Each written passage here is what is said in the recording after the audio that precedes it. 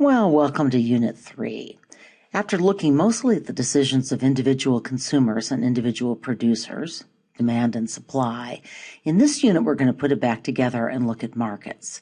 I will begin with competitive markets with an all too brief detour to look at other market structures. I will then move on to labor markets and end with a look at market failures, in particular pollution. One of the most common economics myths is that sellers can simply impose outrageous prices on helpless, innocent consumers. You should know enough economics by now to realize it doesn't work that way. In fact, if you talk to someone who's actually trying to run a business, you'll mostly hear complaints about how hard it is to make any money. It's a fairer complaint than you might think, at least in markets where there is real competition. In the past, I've always started this unit off with a pretty boring lecture about market structures. The boring lecture is coming, sorry, but as I was looking for materials, I learned that the University of Arizona professor, who's been the source of so many fun video clips, thinks that the best introduction to this topic is an episode of South Park called Handy-Car, which, by the way, you can easily find on Hulu. You may have seen the following warning if you've ever watched this show before. Consider it delivered. I've actually managed to break out segments that I think or hope will avoid the most offensive language. Let's try the first clip. What I want you to think about is what competitive market challenge this episode is actually parodying and what it's saying about competition. So, what actual market development is this episode referring to? Something that's in the financial news and you may have encountered personally. Uber. So what is Uber? Well, I'm going to go right to the fount of all knowledge, Wikipedia, and I will quote, Uber is an American international company headquartered in San Francisco, California. It develops, markets, and operates a mobile app-based transportation network, also called Uber. The Uber app allows consumers to submit a trip request, which is routed to crowdsourced taxi drivers. As of March 26, 2015, that's last week, the service was available in 55 countries and more than 200 cities worldwide. Since Uber's launch, several other companies have emulated this business model, a trend that has come to be referred to as Uberification. So, what point were South Park's irreverent writers making with this character, the taxicab driver? How would an economist translate not enough people taking cabs? Well, I think they'd say not enough people are willing and able to purchase cab services at the price at which they're being offered. So, what changes are the cab drivers apparently not willing to make? Well, they're not, and realize, of course, this is a parody, but in this show, they're not willing to lower their prices or improve their services. So Handy-Car comes along and provides better services at a lower price. Now, what makes it easy for Timmy to break into this business? Timmy seems to have a somewhat unfair advantage, a handicap sticker. So let's go back to Uber. What made it possible for Uber to so quickly grab a huge chunk of the urban transportation business? And by huge, take a look at that chart. That's a really astronomical increase in the number of employees, driver participants in just 3 years.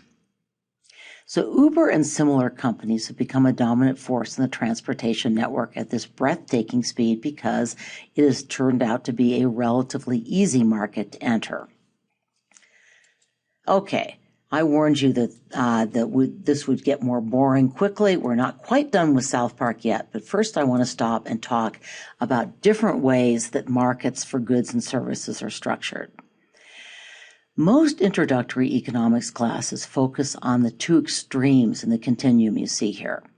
Perfect competition, where a very large number of suppliers produce virtually indistinguishable products, and monopolies, where an entire market is controlled by a single firm. Now, many, maybe even most producers actually fall in the middle categories, but it's easier to understand the extreme ends of the continuum, so that's where we're going to focus. I will explain all the terms on this slide, all too briefly, and you will need to know these terms, but first, let's start with perfectly competitive markets.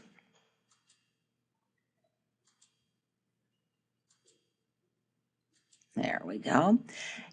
A perfectly competitive, let me get this up. I'm actually going to talk about this from the bottom of the slide. I want you to think for a minute about the market for corn. Now, there are almost 100 million acres planted in corn in the United States. So even a very big corn farm, somewhere in Iowa or whatever, is still going to contribute only a very small share of the market. Too small for that producer, for any individual producer, to affect the market price. So competitive producers are what are called price takers. Whatever price supply and demand for the entire market for corn comes up with is the price that they're going to be able to sell their corn for. They are stuck again with the price the world supply and demand produces. Corn farmers also don't tend to differentiate their products. You probably know what company makes your sneakers, but you don't have any idea, I would guess, which farm grew the corn in your cornflakes or your ethanol. Farming isn't all that easy a business to enter, of course. You have to purchase land and equipment, but it's not like trying to build an auto factory. It's not an extremely difficult industry to enter. So what do you think? Is Handycar or Uber a perfectly competitive industry? Actually, the answer to that is complicated, partly because most of these ride-sharing apps actually have surge pricing. That is, prices change with supply and demand at different times of the day, but that doesn't actually mean that they're not price takers. There's one very important way in which companies like Uber are very competitive. So let's watch our next South Park clip. Okay. The extraordinarily crass comments on people with handicaps aside, I'm sorry about that. What point is this episode making? Ride sharing is an extremely easy business to enter. All an Uber driver needs is a car, a desire to make some extra money, often as a second job. The innovation that made it possible was, of course, an app, something that required investment, yes, but even more, it really required plain entrepreneurial genius. And of course, that's the curse of competitive markets. If there is good money to be made by offering a better service at a lower price, and if it's not too costly to enter the business, or if there aren't various legal or other barriers to enter, then lots of people will get into this business because there are profits to be made. And what's that going to do to demand and supply? Quantity and price. One of those dreaded supply and demand scenarios. More Uber drivers increases supply, right? An increase always moves the supply, or if it's demand, the demand curve to the right. So we see the supply curve move to the right here. What happens to price and quantity? Prices go down, quantity goes up. It's the American dream, right? More stuff at lower prices. But of course, lower prices are not necessarily good news for Uber drivers or for Uber. I'm going to return to supply and demand in a competitive market in my next lecture and look at particularly the profit maximizing point of production. But first, let me quickly run through the other forms of market structure. I chuckled a little when I saw this slide from my old textbook. Why did I think this was funny? Well, Comcast does have some monopoly powers, especially in areas where there aren't good internet alternatives, that is, in the provision of broadband through fiber optic cable. But since my old textbook was written more than a decade ago, what's happened to Comcast's cable TV monopoly? Well, DirecTV, satellite TV, Amazon, Netflix, and now Google is threatening to compete in the broadband category, and I say bring it on. Also note that Comcast is a lot like the cab companies. In my view, lousy service at a lousy price. That's market power, and I hope Google takes them down. And I kept this one as an old slide as well, and for the same reason. What's wrong with the information on this slide? Well, campus bookstores never had complete market power, even in the bad old days when I was a student and there wasn't any internet. There weren't any personal computers either. But online companies such as Amazon have made it a whole lot harder for campus bookstores to gouge their customers. I hope I'm making a point here. Competitive markets are better for consumers. They drive down prices, and for that same reason, they're not always entirely popular with producers. Now, in between the two extremes of perfect competition and perfect non-competition or monopoly fall a number of other market structures that I want you to know about, even though we're not, frankly, going to be looking at them all that closely. Pepsi and Coke are close to being a duopoly. There are other cola producers, but these two giants dominate the market. Car companies are sometimes given as an example of oligopoly, although I would argue there's a lot of competition in the automobile market. It might even veer into the monopolistic competition category. This is probably the most important of these, although we're not going to be doing any squirrely math problems involving them. Monopolistic competition comes when you have essentially similar products.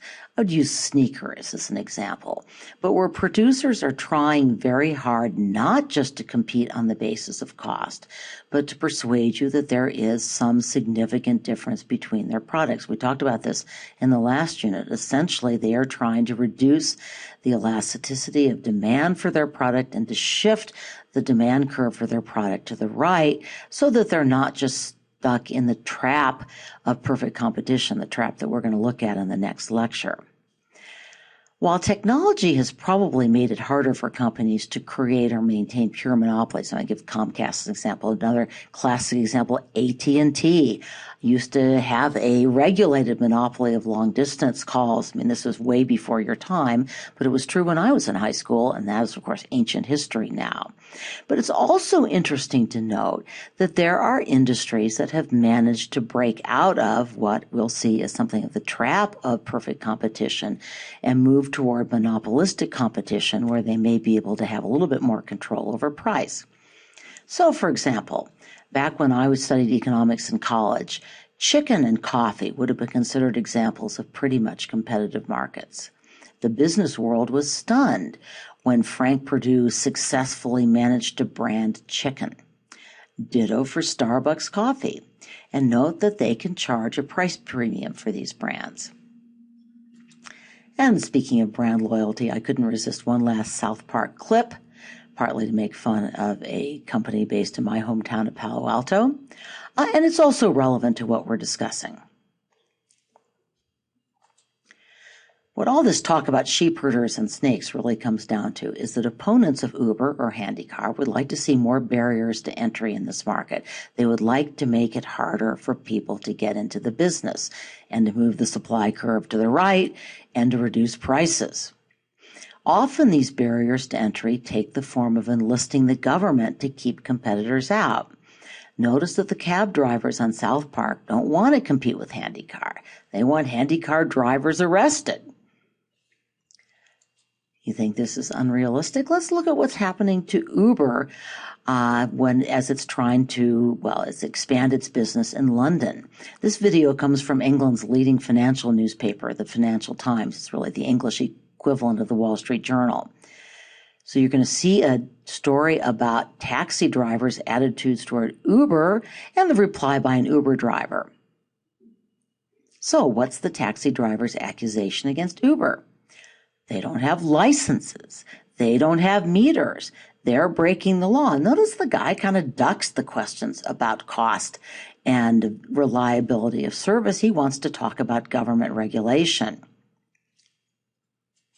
I'm going to stop there because I want to move on to the question of how much firms actually produce in a competitive market, which, is going to involve some math problems again. The graphs will return, so will the arithmetic. But first, let me say, your textbook has a good discussion of the material I've covered today and the material I'm going to cover in my next lecture. Chapter 6 is where you'll find that. Chapter 7 and 8 discuss monopoly and monopolistic competition in much more detail than I'm going to give you in class. I'd encourage you to look at least at the first of these chapters, chapter 6, and the second two if you're really dedicated. If you find the textbook difficult to follow, and I know a lot of students do find economics textbooks difficult, here are some other video recommendations. As I was looking for material for this lecture, I found what I thought was a very good series of short, well-illustrated lectures on market structure. I've put 3 of them up on Moodle.